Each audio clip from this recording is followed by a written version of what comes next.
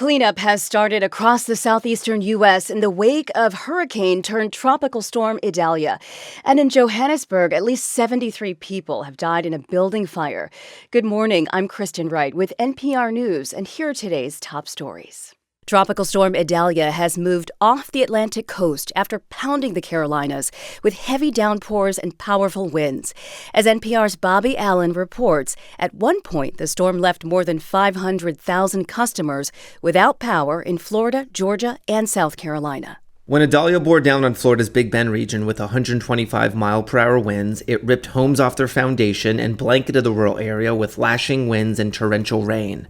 But the storm at its peak strength moved through the remote, woodsy swath of Florida, avoiding more populated areas like Tallahassee. The storm's worst-case scenario never came to pass.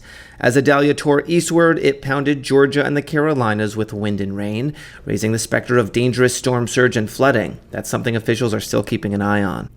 But the big focus now is restoring electricity to the hundreds of thousands left in the dark by the storm, decimating power lines and other parts of the electricity grid across the southeast.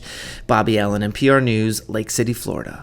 In South Africa, at least 73 people have been killed and dozens more injured today in Johannesburg. A fire ripped through a building known to be used by undocumented migrants as shelter.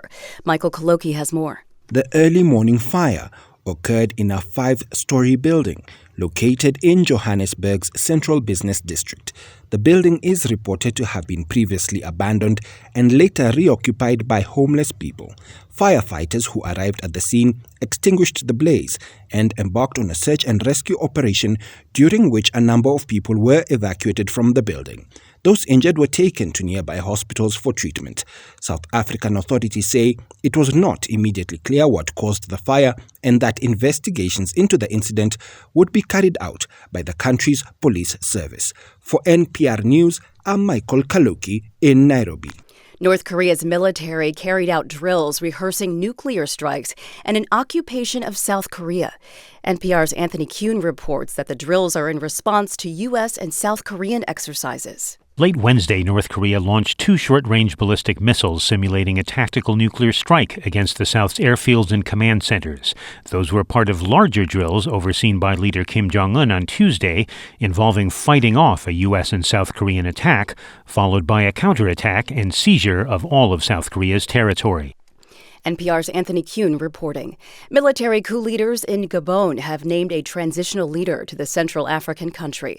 Army officers seized power yesterday, rejecting contested presidential election results. The deposed president, Ali Bongo, appeared in a video in detainment at his home, calling on citizens for support. Bongo and his family were in power for more than 50 years. The United Nations Secretary General has condemned the coup. Senate Minority Leader Mitch McConnell's office says he will see a doctor after he appeared to freeze mid-sentence while answering questions from reporters yesterday. Louisville Public Media's Sylvia Goodman reports a spokesperson says he was feeling lightheaded. He suddenly went silent. He seemed unable to speak. An aide stepped in, tried repeating questions for him, trying to keep things moving along. All told, the senator was silent for about 30 seconds.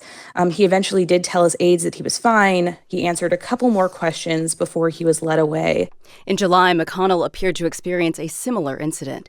I'm Kristen Wright, NPR News in Washington.